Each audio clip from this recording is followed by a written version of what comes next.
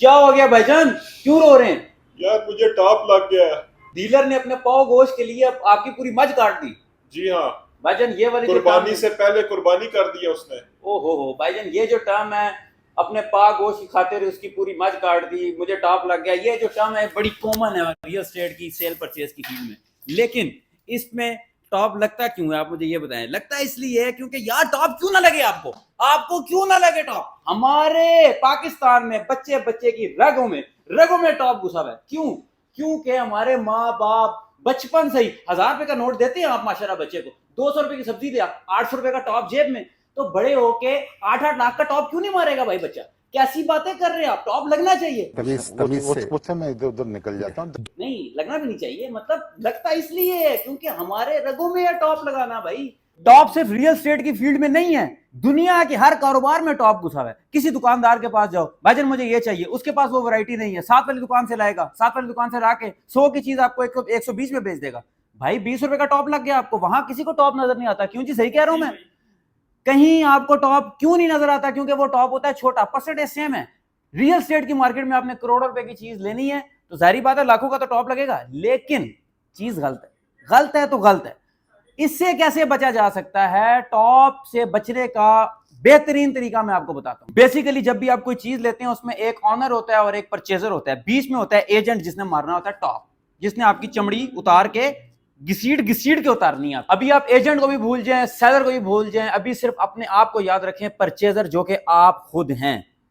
आपने एक चीज खरीदनी है जो कि 1 करोड़ रुपए की वर्थ रखती है मार्केट में, फर्ज करें आप उसको खरीद लेते हैं 1 करोड़ 20 लाख रुपए में, तो इसका मतलब यह है कि आपको 20 लाख का टॉप लग गया है और आपकी जो मज है वो पूरी जबा हो गई है। ठीक है, अगर आप वो चीज 1 करोड़ की 1 करोड़ में खरीदते हैं मतलब आपकी परचेजिंग बिल्कुल ठीक है, और अगर आप वो चीज 90 लाख की खरीद लेते हैं तो आपकी परचेजिंग बहुत अच्छी है और बहुत टॉप की परचेजिंग है, आपने बहुत अच्छी परचेजिंग की। अब टॉप कब लगेगा?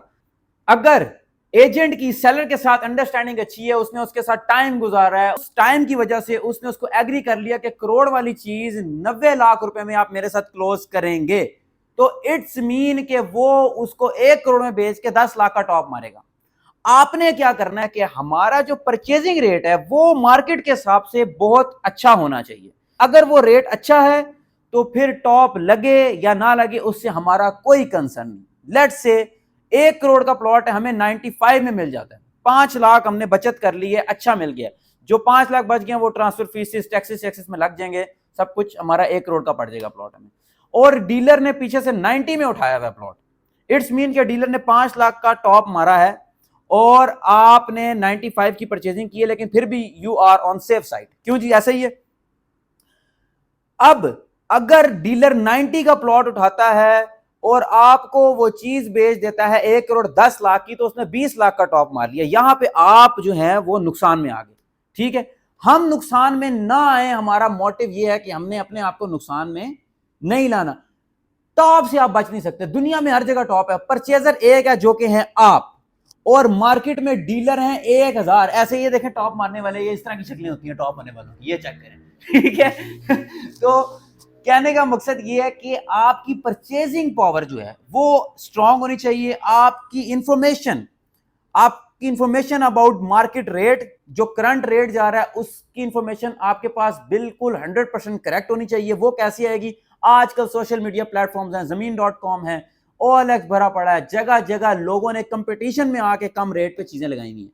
ठीक है, वहां से आप अंदाजा लगा सकते हैं, मार्केट में सर्वे करके 2-4 डीलर से पहले आप पूछ सकते हैं कि जी ये कितने का है। असेसमेंट लेने के बाद फिर अपना एक जो कि ट्रस्ट वर्दी जो भी आपको लगे उनमें से एक का इंतखाब करें और उसके साथ जुड़े रहें। इंशाल्लाह ताला अगर आप उसको 1% पूरी देंगे तो ना वो टॉप मारेगा और ना ही आपको बुरी परचेजिंग करा के देगा। सेकेंडली बात ये, दूसरा जो आपने ख्याल रखना है, कोशिश करें कि डीलर जो है वो 2 से ज्यादा इन्वॉल्व ना हो।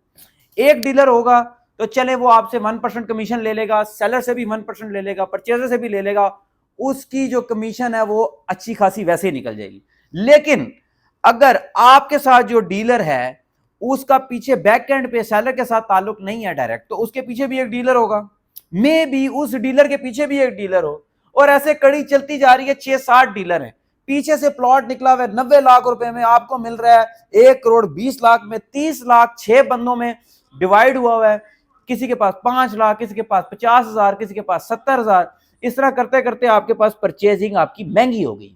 कोशिश करें डील वो करें जिसके अंदर कम से कम एक डीलर इन्वॉल्व हो या फिर ज्यादा से ज्यादा 2 डीलर्स इन्वॉल्व हो। और अगर आप श्योर हैं कि 1 करोड़ वाली चीज की परचेजिंग आप 90 लाख रुपए में कर रहे हैं, तो बेशक पीछे डीलरों की लाइन लगी हो, 100 डीलर हो, तो कोई मसला नहीं है। एक वेल रेप्यूटेड कंपनी होनी चाहिए जिसके साथ आप डील करें। आपको अगर कंपनी एक अच्छी परचेजिंग करवा के दे रही है, पीछे 100 डीलर है, वो कंपनी और उसका हेडेक है, वो कोई मसला नहीं है।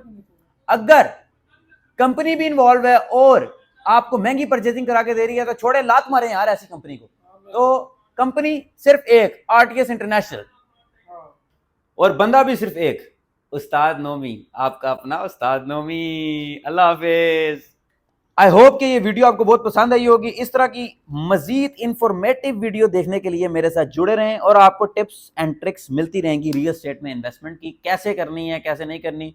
और मेरे पे ट्रस्ट वैसे आप कर सकते हैं, ऐसी बात नहीं है, टॉप शॉप मैं नहीं मारता, ठीक है, बाकी नहीं मारते यार, सच कह रहा हूं।